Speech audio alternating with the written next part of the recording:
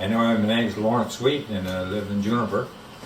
And I was growing up, I would look out my window, I could see the south branch of the Northwest Miramichi.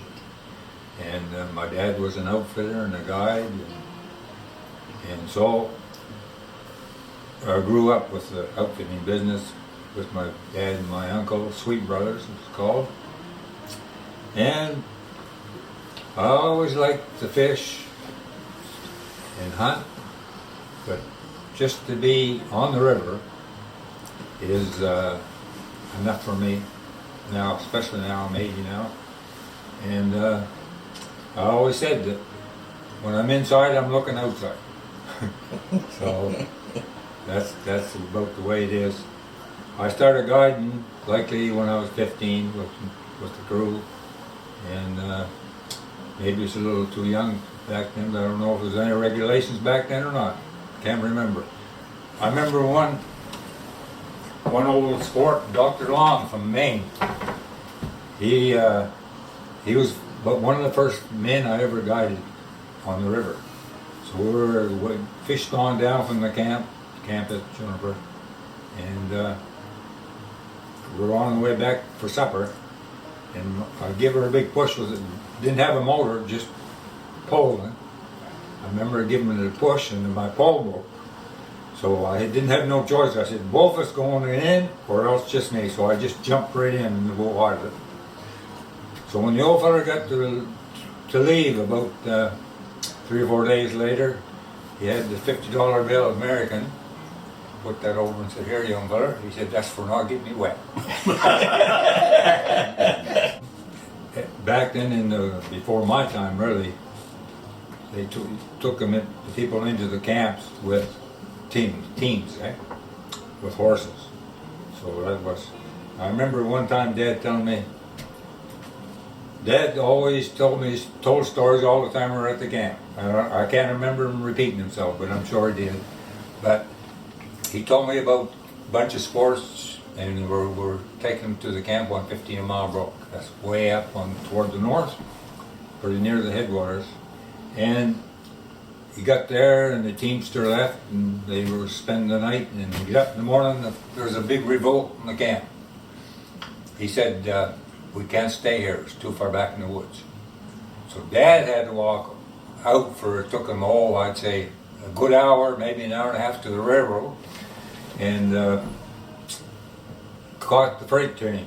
Back then, the train would stop for you, no problem. You just waved it down, the train stopped, you got on, went back to Juniper and got a hold of the teamster again, and it would be White's teamster from Argyle.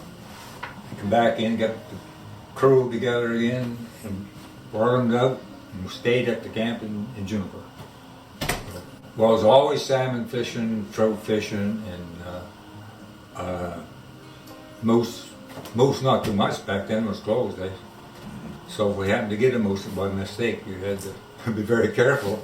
Anyway, they never wasted any meat, that's for sure. And I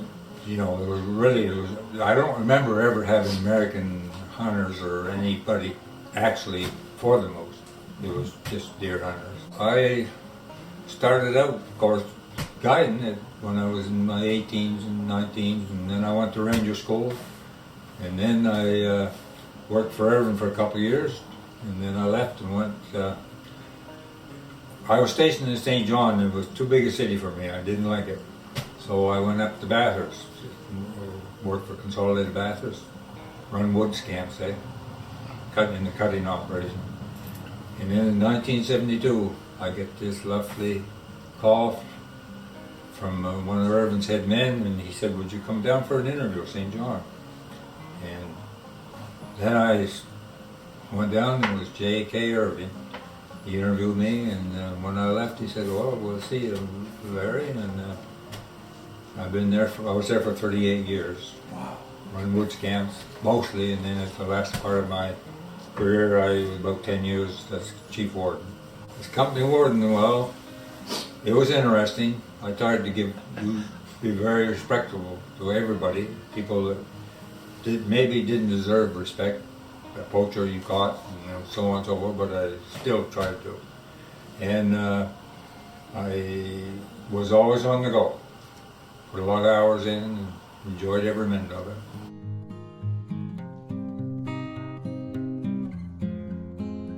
Well, the Woods Camps, Bathurst was up Roger Lake area, and it's in Bass River Camp. Bass River is between Auroraville and Bathurst, eh? And I thought I could speak pretty good French when I was in Auroraville and working, but then I got a crew from Quebec and I couldn't speak French at all. So anyway, I always had some great men. And when I started with Irving, it was trail cutters, they called it back then. And each individual man worked alone and just didn't really pile it up, just strung it along because it was 8 foot and cutting logs. And the porters picked it up behind them. Wow.